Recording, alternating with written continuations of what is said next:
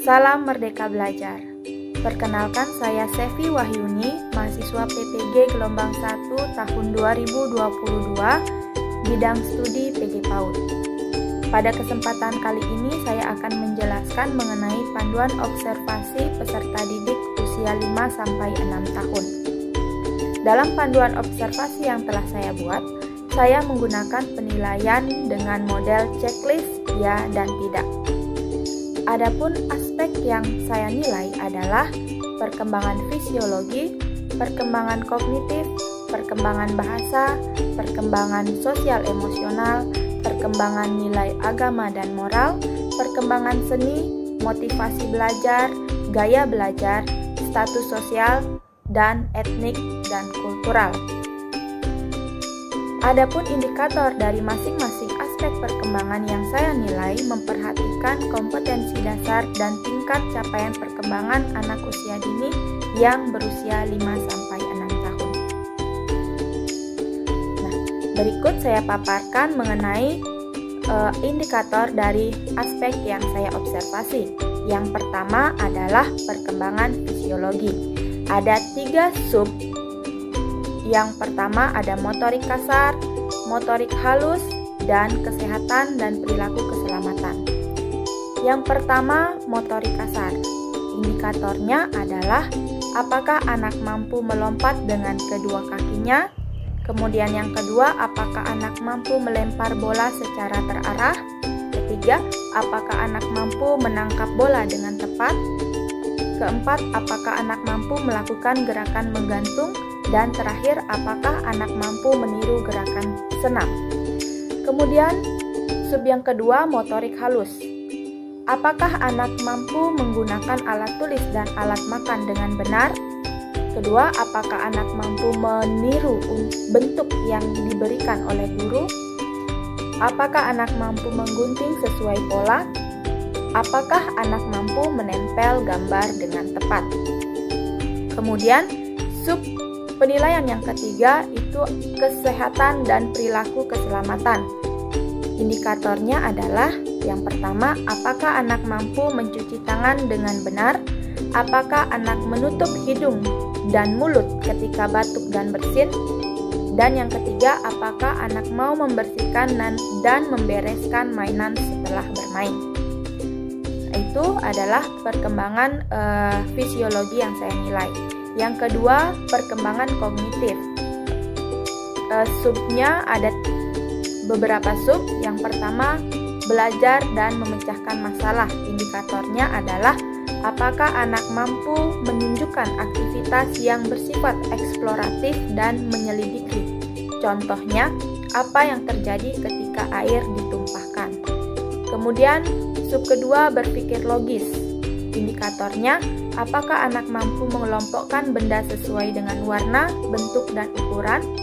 Apakah anak mampu membedakan benda yang berukuran kecil dengan benda yang berukuran besar?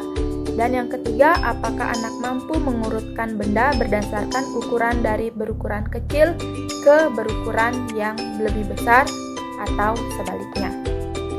Kemudian sub penilaian yang ketiga, berpikir simbolik. Indikatornya, apakah anak mampu menyebutkan lambang bilangan 1-10?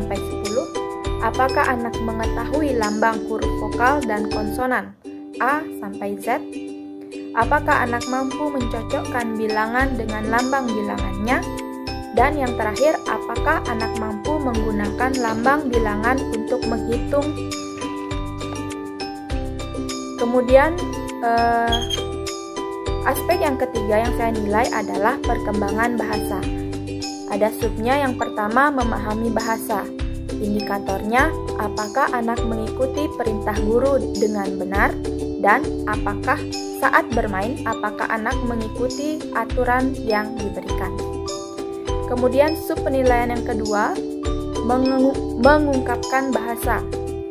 Apakah anak menggunakan bahasa yang mudah dipahami? Kedua, apakah anak mengucapkan pujian kepada teman atau guru secara spontan? Yang ketiga, apakah anak mampu mengekspresikan perasaan dengan benar dengan menggunakan kata-kata? Kemudian yang terakhir, apakah anak banyak berbicara saat melakukan aktivitas? Sub yang ketiga dalam perkembangan bahasa yaitu keaksaraan. Indikatornya, apakah anak mampu menyebutkan simbol-simbol huruf yang dikenal? Kedua, apakah anak mampu menyebutkan kelompok gambar yang memiliki bunyi atau huruf awal yang sama? Ketiga, apakah anak mampu membaca namanya sendiri? Dan yang terakhir, apakah anak mampu menuliskan namanya sendiri? Kemudian yang keempat, perkembangan sosial emosional. Subnya, kesadaran diri. Indikator yang dinilai, apakah anak mampu menyesuaikan diri dengan situasi, dan apakah anak mengelola perasaan sendiri dan mengelolanya secara wajar. Kemudian sub kedua, rasa tanggung jawab untuk diri sendiri dan orang lain. Indikatornya, apakah anak mampu mentaati aturan di kelas, dan apakah anak menunjukkan sikap mau berbagi, menolong, dan membantu teman. Sub yang ketiga, perilaku prososial. Indikatornya, apakah anak mau bermain dengan temannya, dan apakah anak menunjukkan ekspresi yang sesuai dengan kondisi yang ada, senang, sedih, antusias, dan sebagainya. Yang selanjutnya, perkembangan selanjutnya adalah agama dan moral. Indikatornya yang dinilai, apakah anak mengenal agama yang dianutnya, apakah anak melakukan ibadah sesuai dengan agama yang dianut, apakah anak menunjukkan sikap toleran, apakah anak mau menolong teman yang sedang mengalami kesulitan, dan apakah anak menunjukkan sikap hormat kepada guru. Perkembangan keenam yaitu seni. Indikatornya, apakah anak bersenandung atau bernyanyi sambil mengerjakan sesuatu, apakah anak mampu membuat karya seperti bentuk sesungguhnya dengan berbagai bahan, baik itu kertas, plastisin, balok, dan sebagainya, dan apakah anak mampu menentukan minat terhadap suatu hal. Yang ketujuh yaitu motivasi belajar. Apakah indikatornya? Apakah anak mengikuti kegiatan belajar dengan semangat? Kedua, apakah siswa aktif bertanya pada guru selama proses pembelajaran? Dan apakah siswa berani menyampaikan pendapat selama proses pembelajaran? Aspek yang ke-8, gaya belajar. Gaya belajar terdapat 4 indikator yang dinilai, yaitu visual, auditori, taktil, dan kinestetik. Kemudian yang 9, status sosial. Indikatornya, apakah anak berasal dari keluarga menengah ke atas, dan apakah anak berasal dari keluarga menengah ke bawah. Nah, yang terakhir adalah penilaian mengenai etnik dan kultural. Indikatornya, apakah terdapat keberagaman suku di dalam kelas? Yang kedua, apakah terdapat keberagaman budaya dalam kelas? Dan yang terakhir, apakah anak mengenal tata krama dan sopan santun sesuai dengan nilai sosial budaya setempat. Demikianlah uraian dari panduan observasi yang telah saya buat.